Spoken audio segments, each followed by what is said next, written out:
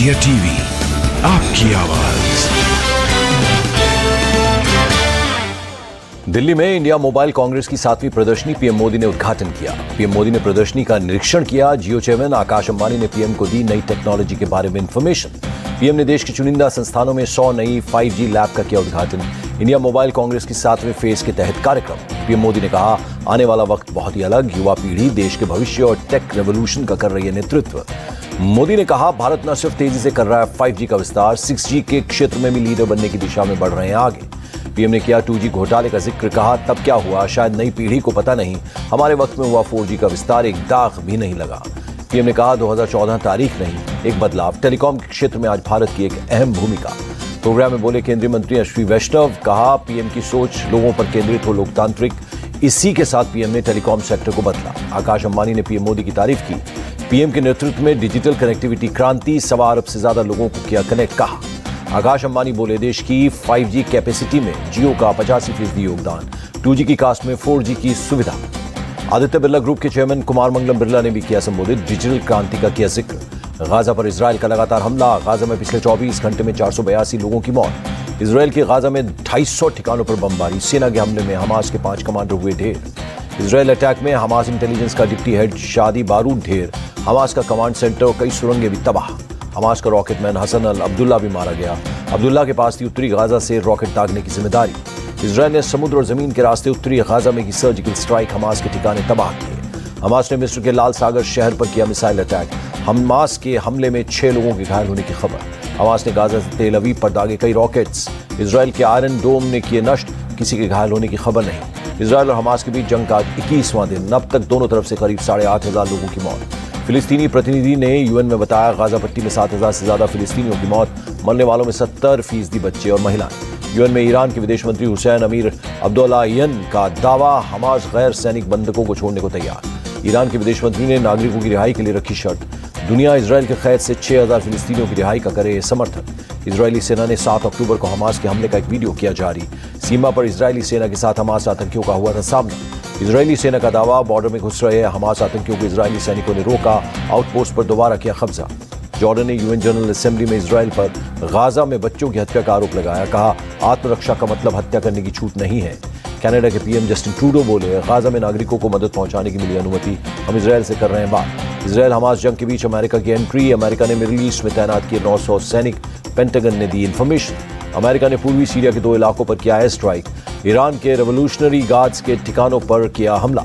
Syria में हमले पर बोले अमेरिकी रक्षा मंत्री, ईरान के इस्लामिक रेवोल्यूशनरी गार्ड कॉर्प्स और उससे जुड़े ग्रुप पर हमला। इजरायल के तेल अवीव में विरोध प्रदर्शन। बंधकों के परिजनों ने बंधकों को रिहा करने की मांग की। ब्रसेल्स में यूथ समिट के बाहर फिलिस्तीनी समर्थकों का प्रदर्शन। गाजा पर इजरायली बमबारी बंद करने की मांग की। क्यूटो में फिलिस्तीन के समर्थन में मार्च। प्रदर्शनकारियों में लेटिन अमेरिका में रहने वाले फिलिस्तीनी भी शामिल। इजरायल हमास जंग पर प्रियंका गांधी की पोस्ट लेकर, गाजा में 7,000 लोगों की हत्या के बाद भी हिंसा जारी, कब जागेगी इंसानियत। लखनऊ में बोले मौलाना कल्बे जव्वाद, फिलिस्तीन के लोगों के साथ अन्याय, जमीन पर कब्जा हुआ तो विरोध होगा ही। राजकोट में लगे बायकॉट इजरायल लिखे पोस्टर। पुलिस ने एक नाबालिग समेत 4 लोगों को हिरासत में लिया। जम्मू कश्मीर के आरएसपुरा सेक्टर में पाकिस्तान ने फिर किया सीज फायर का उल्लंघन। अरनिया सेक्टर में रात 8 बजे पाकिस्तान की ओर से फायरिंग की गई। सीमा पार से फायरिंग में बीएसएफ का एक जवान पैर में गोली लगने से घायल हो गया। जवान को अस्पताल में किया गया शिफ्ट। आरएसपुरा सेक्टर में पाकिस्तान की फायरिंग से गांवों में हुआ नुकसान। मोटरर सेल से कई मकान क्षतिग्रस्त। बीएसएफ ने सीमा पर बसे गांवों को खाली करने के दिए निर्देश। स्थानीय लोगों को सुरक्षित जगहों पर भेजा गया। गोलीबारी पर बोले अरनिया बुल्ले चक गांव के सरपंच, 6 साल बाद पाकिस्तान ने फिर की फायरिंग, हमारे जवानों ने दिया जवाब। जम्मू कश्मीर के कुपवाड़ा में लश्कर ए तैयबा के 5 आतंकवादी ढेर। सेना ने नाकाम की घुसपैठ की कोशिश। हिमाचल सेक्टर में एलओसी को पार करने की कोशिश कर रहे थे आतंकवादी। सेना चला रही पूरे इलाके में सर्च ऑपरेशन। कतर में भारतीय नौसेना के 8 पूर्व अधिकारियों को एक कोर्ट ने सुनाई मौत की सजा।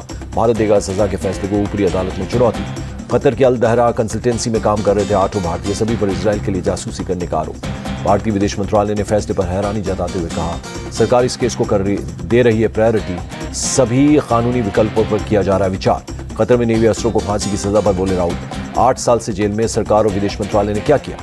कतर में 8 पूर्व नेवी अधिकारियों को सजा पर बोले मनीष तिवारी। कतर के किंग से पीएम मोदी करें बात। चुनाव आयोग ने कांग्रेस महासचिव प्रियंका गांधी को भेजा शो कॉज नोटिस। चुनावी भाषण में पीएम मोदी को लेकर झूठ फैलाने का आरोप। चुनाव आयोग का असम के सीएम हेमंता को कारण बताओ नोटिस। कांग्रेस ने की थी एमएलए मोहम्मद अकबर पर सांप्रदायिक बयान देने की शिकायत। पश्चिम बंगाल के वन मंत्री ज्योतिप्रिय मलिक को ईडी ने किया गिरफ्तार। राशन वितरण घोटाला मामले में हुई गिरफ्तारी। ईडी ने ज्योतिप्रिय मलिक से करीब 20 घंटे तक की पूछताछ सुबह करीब 3:30 बजे किया गिरफ्तार। बंगाल के गिरफ्तार मंत्री ज्योतिप्रिय मलिक का हुआ मेडिकल। जोका के ईएसआई हॉस्पिटल लेकर पहुंची ईडी की टीम। ज्योतिप्रिय मलिक ने गिरफ्तारी के बाद खुद को बताया बेगुनाह, कहा साजिश का शिकार हो गया हूं। बंगाल के मंत्री की गिरफ्तारी पर बोले सुकांतो मजूमदार, उनकी गिरफ्तारी निश्चित थी। ममता बनर्जी को चोरों से सहानुभूति। बंगाल में राशन घोटाले को लेकर शुभेंदु अधिकारी का ट्वीट। ममता बनर्जी की भूमिका की भी हो ईडी जांच। बंगाल राशन घोटाले पर बोली बीजेपी एमएलए अग्निमित्रा पॉल, कहा यह बहुत बड़ा घोटाला, सीएम ममता से पूछताछ की जरूरत। सीएम अशोक गहलोत के बेटे वैभव आज ईडी के सामने नहीं हुए पेश। अब ईडी ने 30 अक्टूबर को पेशी के लिए बुलाया। वैभव को समन पर भड़के सीएम अशोक गहलोत, कहा मोदी सरकार ने ईडी को जांच एजेंसी से कॉमेडी एजेंसी बना दिया। सीएम अशोक गहलोत ने कहा जिस तरह टिड्डी दल पाकिस्तान से आकर फसलों को चट कर जाता है, उसी तरह ईडी दल भी बीजेपी को चुनाव में साफ कर देगा। राजस्थान में चुनाव से पहले ईडी का बड़ा एक्शन। राजस्थान कांग्रेस अध्यक्ष गोविंद सिंह डोटासरा के घर पर छापा मारा। ईडी ने 3 डिस्ट्रिक्ट्स में 5 जगहों पर की रेड। डोटासरा के घर और दफ्तर के अलावा विधायक ओम प्रकाश हुड्डा के ठिकानों पर भी छापा। राजस्थान में टीचर भर्ती इम्तिहान का पेपर लीक होने के मामले में ईडी ने की रेड। ईडी ने एक कोचिंग सेंटर पर भी छापा मारा। डोटासरा के घर पर रात करीब 9:30 बजे तक चली रेड। कांग्रेस के कार्यकर्ताओं ने किया विरोध प्रदर्शन। ईडी की रेड के बाद डोटासरा ने कहा जिस तरह ईडी उनके खिलाफ जांच कर रही है, उसी तरह बीजेपी के नेताओं की भी जांच करे, तभी मानेंगे कि जांच एजेंसी निष्पक्ष है। ईडी की छापेमारी पर गोविंद सिंह डोटासरा की सफाई। बोले हमारा ना तो पेपर लीक, ना ही कलाम कोचिंग से कोई संबंध। दिग्विजय सिंह ने निशाना साधते हुए कहा हमारे चुनाव अभियान को बिगाड़ने के लिए यह सब किया जा रहा है। बोले हम इसकी निंदा करते हैं। सीएम भूपेश बघेल के बयान पर रविशंकर का पलटवार। कहा ईडी से परेशानी है तो भ्रष्टाचार मत कीजिए। ईडी रेड पर बोले संजय राउत, जहां चुनाव वहां उन लोगों पर छापेमारी जो बीजेपी को हरा सकते हैं। राजस्थान में ईडी रेड पर बोले छत्तीसगढ़ के सीएम भूपेश बघेल। कहा हार के डर से बौखला गई है बीजेपी। सीएम भूपेश बघेल के ईडी पर दिए बयान पर बोले सीएम अशोक गहलोत, ये देश के लिए दुर्भाग्य है, एक राज्य के सीएम को ऐसा कहना पड़ रहा है। ईडी एक्शन पर बोली केंद्रीय मंत्री मीनाक्षी लेखी, जिसने की चोरी बनाया काला धन वही ईडी और आईडी से डरेगा। राजस्थान में कांग्रेस ने जारी की 7 गारंटी। हर परिवार को 15 लाख का बीमा, कर्मचारियों को ओपीएस, स्टूडेंट को लैपटॉप। सीएम अशोक गहलोत का पीएम मोदी पर अटैक। बोले मोदी जी आपकी उल्टी गिनती शुरू हो गई, आप समझ नहीं पा रहे हैं। केंद्रीय मंत्री नरेंद्र सिंह तोमर ने दिमनी विधानसभा सीट से किया नामांकन। बीजेपी के कई नेता रहे मौजूद। सीएम शिवराज बोले कांग्रेस में चल रही हैं अलग अलग चक्कियां।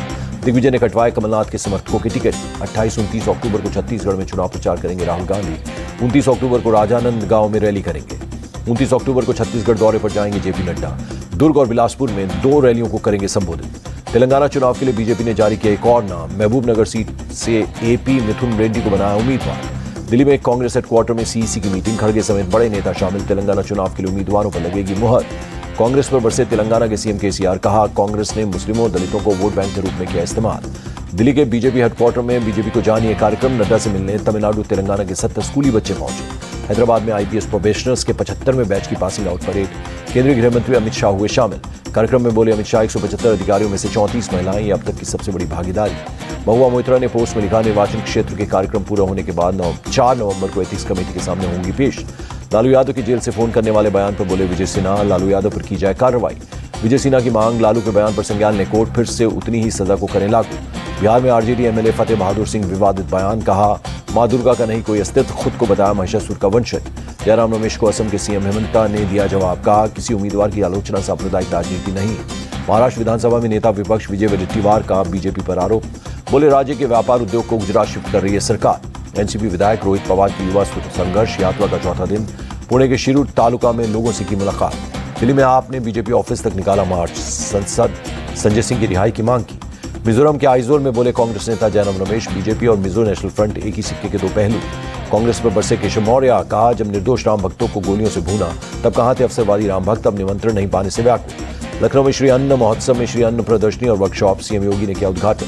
तमिलनाडु के सीएम स्टालिन ने प्रेसिडेंट द्रौपदी मुर्मू को लिखा letter. Undergraduate medical degree course bill को मंजूरी देने की मांग की। हिमाचल के सीएम सुखविंदर सिंह सुक्खू दिल्ली के एम्स में शिफ्ट। आईजीएमसी शिमला ने की पुष्टि। जल्दी रिकवरी के लिए भेजा गया एम्स। मेरी माटी मेरा देश पर बोले सीएम एकनाथ शिंदे, हर तहसील मिट्टी का कलश लेकर आए लोग। स्पेशल ट्रेन से दिल्ली जाएंगे कलश। केंद्रीय मंत्री नितिन गडकरी पर बनी Marathi film release. Actor Rahul Chopra ने निभाई है गडकरी की भूमिका। उत्तराखंड के चमोली पहुंचे उपराष्ट्रपति जगदीप धनखड़। बद्रीनाथ धाम में की पूजा। आज 77वां इन्फेंट्री डे। दिल्ली के नेशनल वॉर मेमोरियल पहुंचे सीडीएस अनिल चौहान। शहीदों को दी श्रद्धांजलि।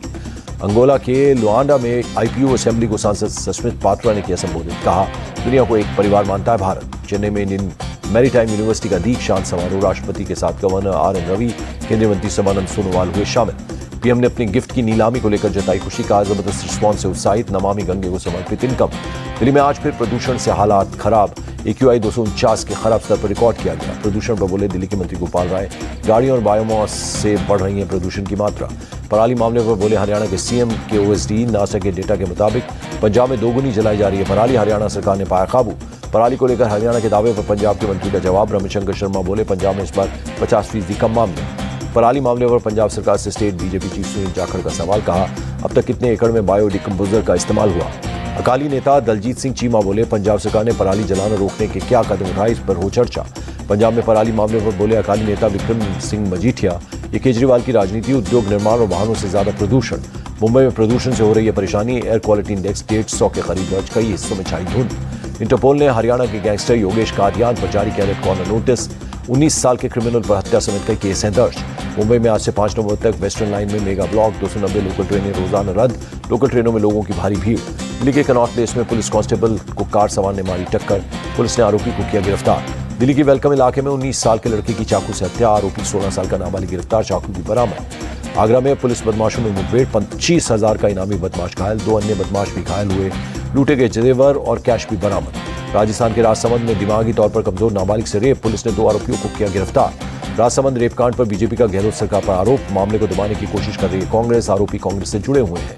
अखिलेश यादव ने कानपुर झोपड़ी अग्निकांड पर किया पोस्ट, सरकार पर पीड़ित परिवार की मदद करने का वादा पूरा न करने का आरोप लगाया।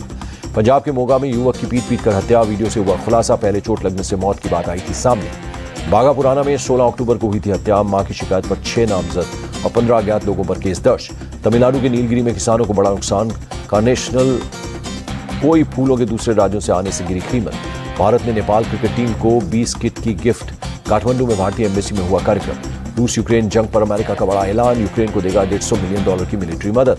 और रूस के राष्ट्रपति व्लादिमीर पुतिन ने किया स्पेस प्रदर्शनी का दौरा।